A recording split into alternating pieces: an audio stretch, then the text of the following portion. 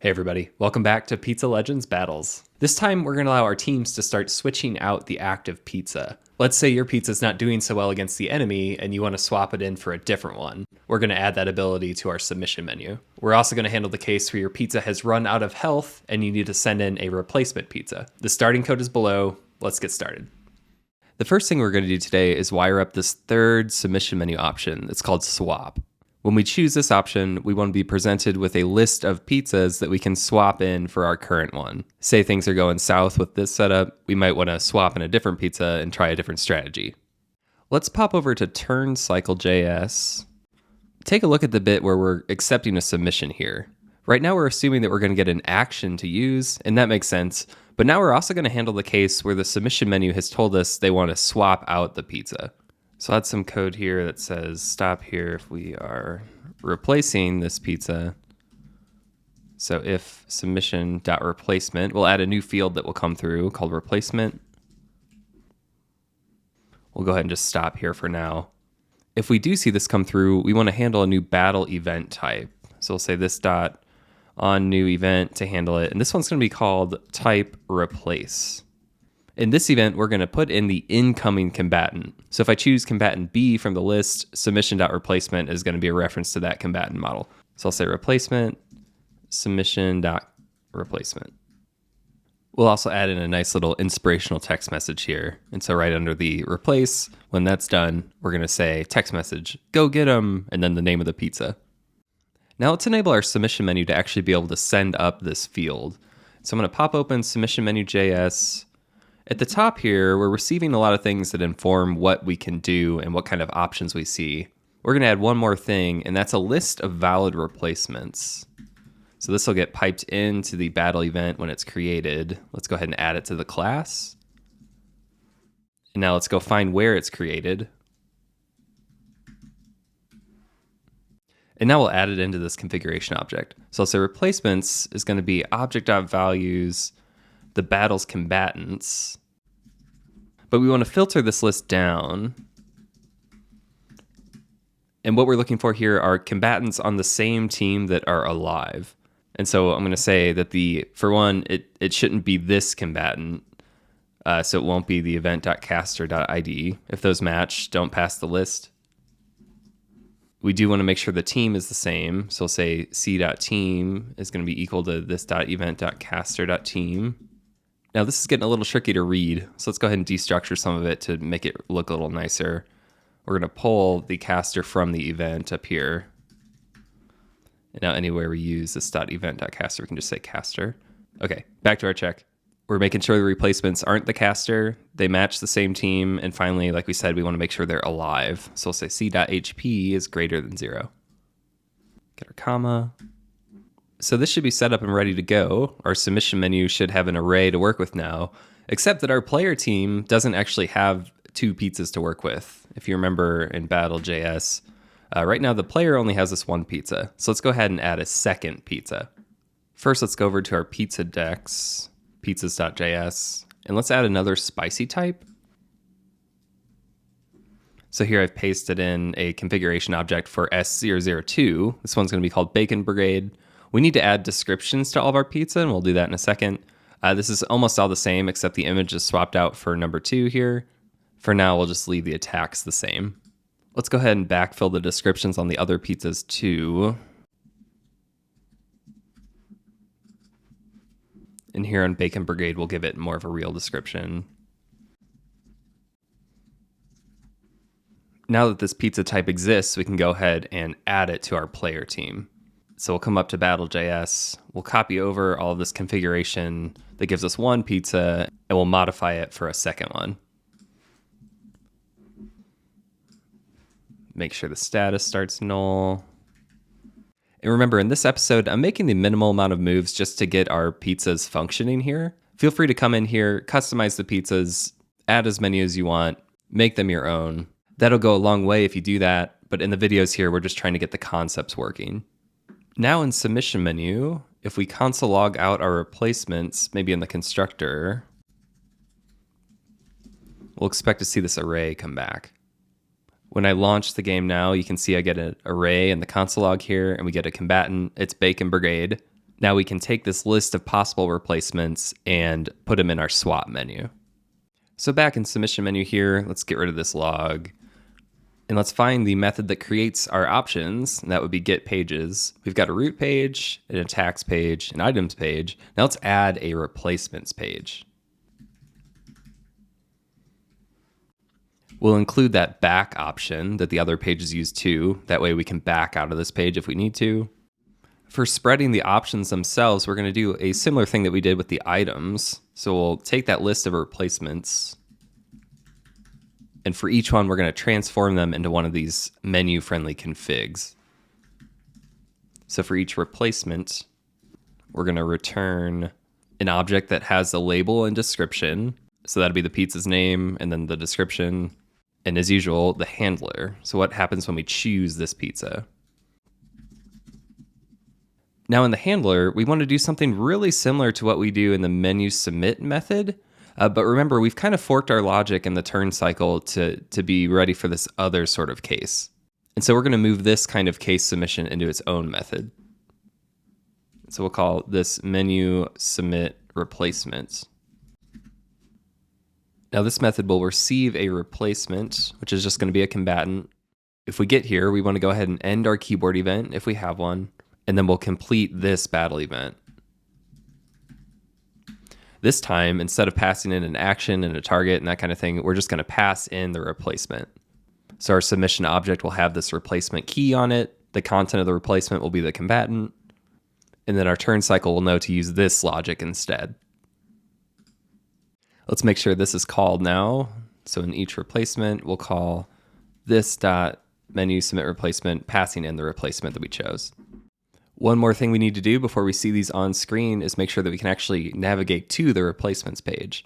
And so in our root options up here, just like we do keyboard menu.set options, the items page, for example, we're going to do the same thing for the replacements page. So I'll copy that line and change it to replacements. Now let's see this working. So now with the battle booting up, I can choose my swap option here, and I see more options, Bacon Brigade and go back. Going back, I'll just go back, of course, that's the same.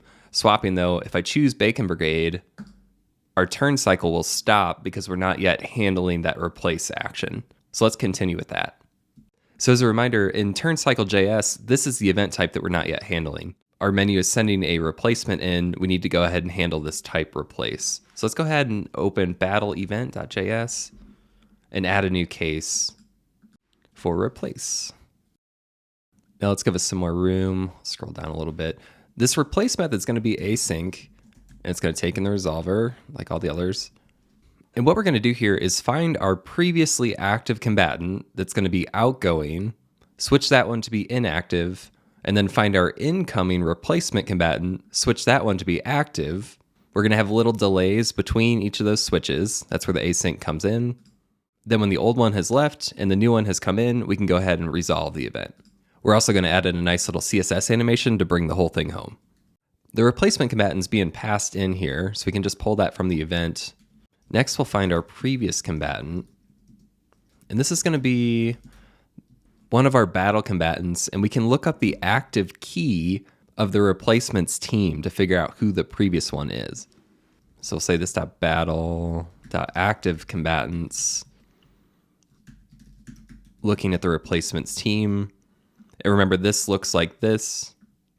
There's this active combatants object on battle.js. The value for each team key here is the active combatant.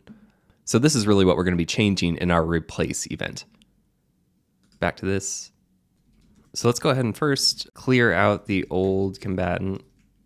And so we'll grab our active combatants at the team and set it to null. That will clear out one of these values. And now with that piece of state updated, we can ask our previous combatant to update. And that will cause its DOM to update. It'll notice that it's no longer the active combatant because that flag is null. Then its active flag will go false, and then it'll go invisible. And we'll just await a little bit of time so we can see that happen. Remember, this is for pacing, so the user has a chance to kind of take in what's going on. Now we'll say, in with the new.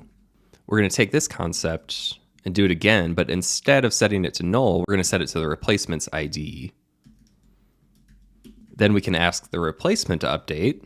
So it should notice that it's the active one now, and then it will come into the DOM.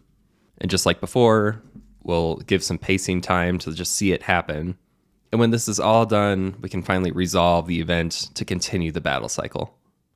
Looking everything over, I have a goof here where I need to move this line to be under here. Of course, we want to capture the previous combatant before we end up nulling out that value. Okay, launching the game with that event in place, let's go ahead and swap to Bacon Brigade. We saw the old pizza disappear, Bacon Brigade comes in, and then our cycle continues, so we get our text message. Go get him, Bacon Brigade. It was a little jankety though, so let's go ahead and add some CSS transitions to smooth out the appearance of this new pizza coming in. Let's clean up the screen here. I'm going to open up combatant.css and find some of the styles. For one, the scoreboards here are going to change out when the pizza swap too, and so I'm going to add a little bit of an opacity fade there. So here when it's going from 0 to 1 or 1 to 0, we want it to just sort of fade to get there. Now let's come down to the pizzas themselves. Those are down here at the bottom. They also have this fade thing going on too, but we're going to add another little bit that when this pizza is inactive, it's going to duck downwards. And then when it's active, it's going to come up to its normal position. So it's like a head rising of the pizza kind of. So when data active is false, we want to add this little translate 3D to push it downwards just by a few pixels here, 16. And then we're making sure that we preserve the scale that we have applied to it. And now we'll do the same thing for true, except we were going to reset the position. And then up here, when either opacity or transform change, we want to make sure that those kind of animate also. So we'll add transition opacity for 0.4 seconds and transform for 0.4 seconds. I like to separate them out like this so you can kind of play with each one. Now let's see this in action. I'll swap to Bacon Brigade. And now there's a nice little fade between the pizzas coming in and out. Let's see that one more time.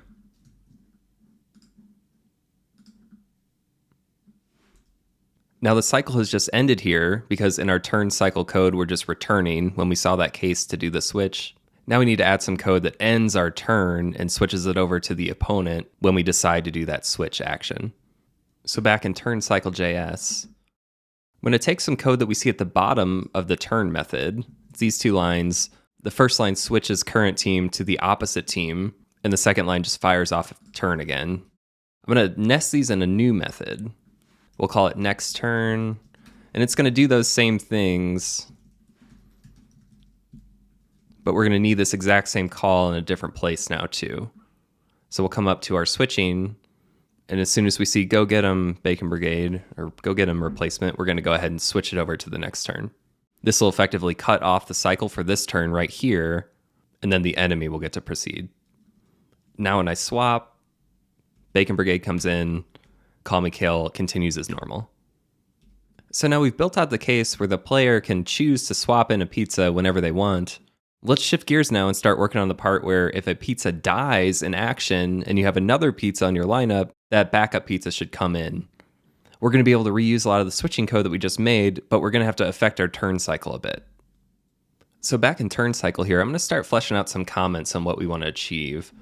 After all the resulting events, first let's check, did the target die? Maybe the target did die and that was the last remaining pizza on the target's team. And so then we can ask, do we have a winning team?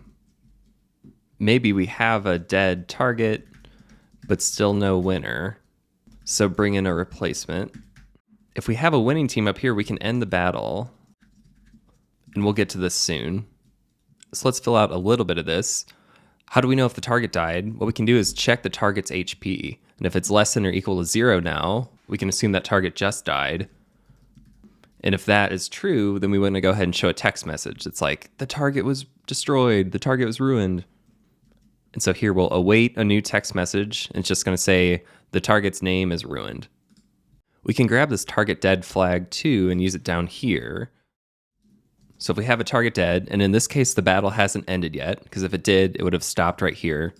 We need to go through the process now of finding a replacement pizza to bring in.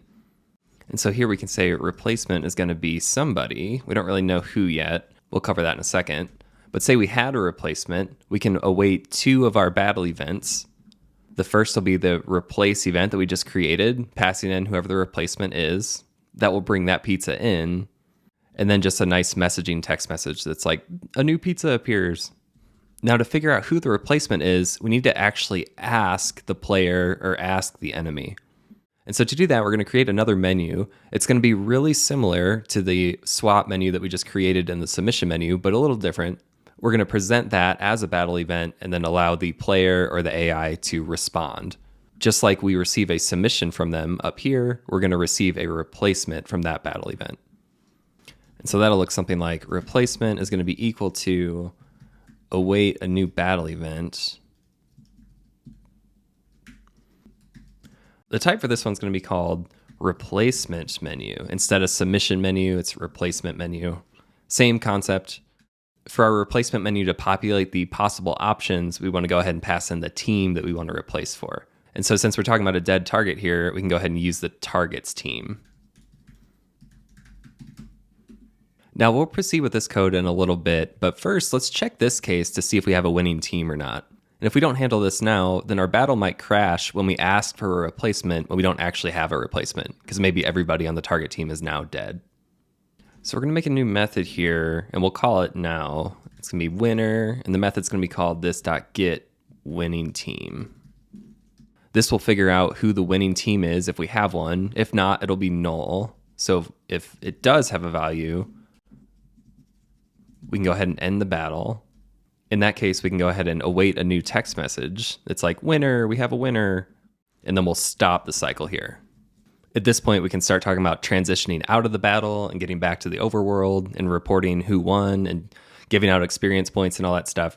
But we'll cover that in a future video. For now, let's go ahead and implement this getWinningTeam method. So I'll come down here and create it on our class. To figure out the winning team, we're going to start with a bucket of alive teams that's going to be empty.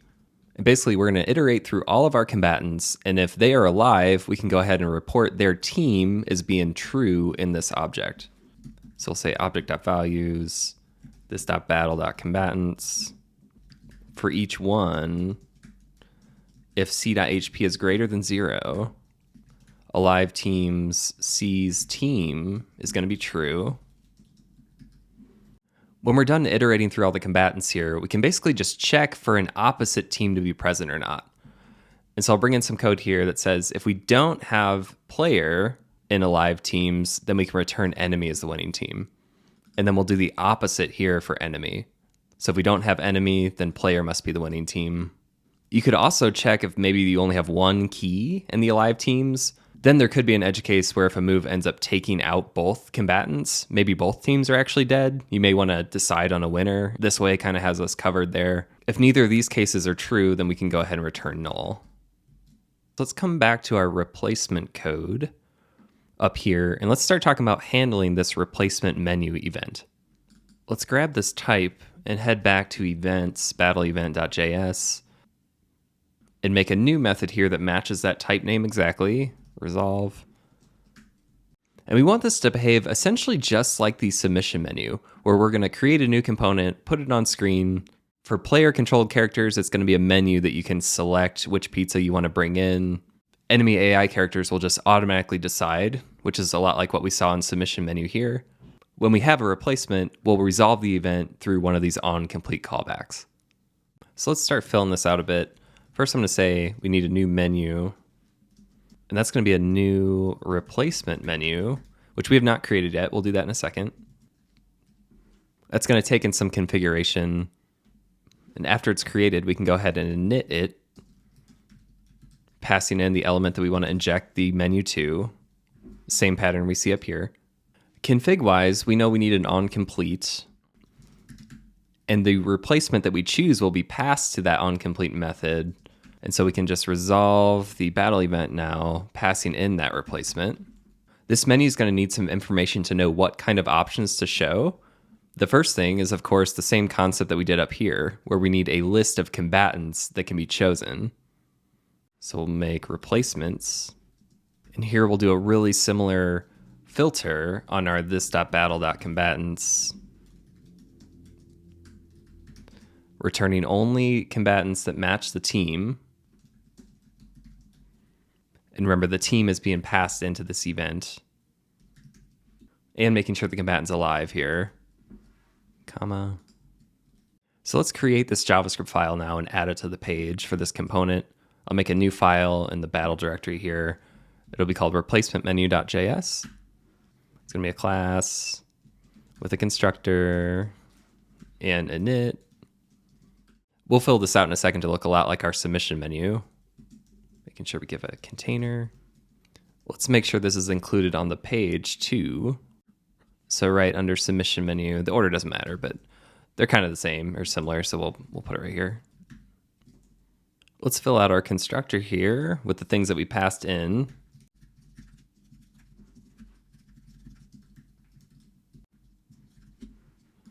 We're going to do a really similar pattern like we talked about, where human players are going to be able to choose the replacement they want from a menu, but AI characters are just going to kind of automatically decide. So we'll bring in one of those decide methods. We'll bring in one of those menu submit methods. This will accept the replacement. In decide up here, we can go ahead and just fire off this .menu submit, passing in maybe our first replacement. So this .replacements. Again, we could add some smarter AI here to maybe make a smart choice on which one to send in. But for now, we'll just default to the first. We want to create one of our show menu methods too, just like we've seen before. And this will go ahead and actually take care of creating the keyboard menu, which will give us all the keyboard bindings. We want to inject that keyboard menu into our container. And now we need to fill it with those keyboard options. So we'll call our set options method. And each replacement here will be an option. So we can take our this.replacements and map through them. So for each combatant, we'll return one of these: label, description,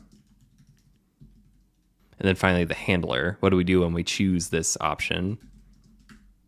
And so we can pipe this right to our submit menu method, passing in the combatant we chose. So now we have two different ways to get to this method: one by manually choosing, one by AI automatically choosing.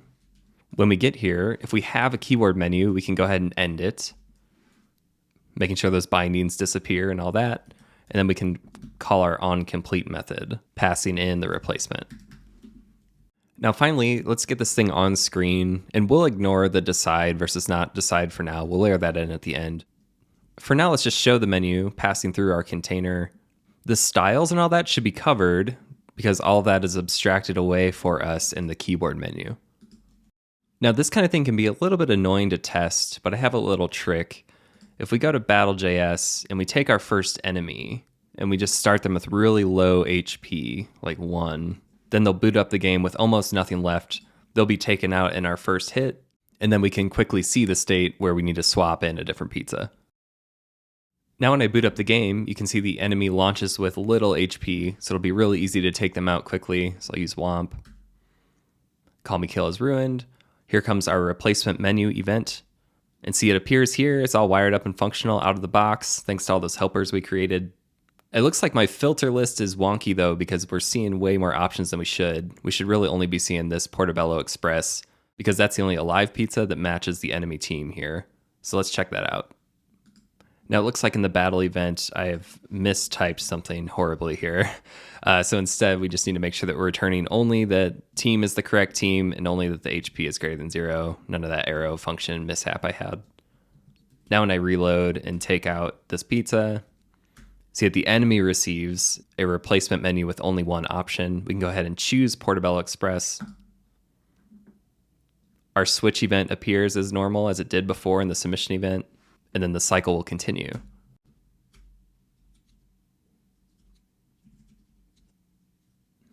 And just like we talked about, enemy-controlled combatants should run this decide method rather than getting the actual menu that shows up. So let's go ahead and check if this .replacements, the first one, is player controlled.